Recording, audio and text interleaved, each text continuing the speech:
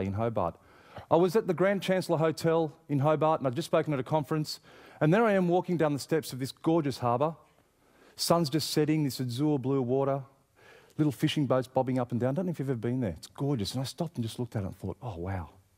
I go to get into the cab, and this cab driver gets out and he opens the door for me. He says, welcome, sir. He takes my bag, closes the door, goes round to the back, puts the bag in the boot, nice and gently, gets in the car, and we drive off. He says, you're not from here, are you? I said, no, I'm not. I said, how did you know? He said, I just know these things. I'm a cab driver. What he then proceeded to do was upsell me 800%. A $7 fare to my hotel became a $7 fare back to the conference that night, became a $7 fare back to my hotel again, and then a $35 fare back to the airport the next morning. He upsold me 800%. He didn't do anything. He didn't work hard. He didn't have to spend money. Quite simple. It was a totally unremarkable person in an unremarkable environment, doing what's an unremarkable job, really, but doing really remarkable things, 800%. I haven't cracked 800% yet, and he did. So what was he doing?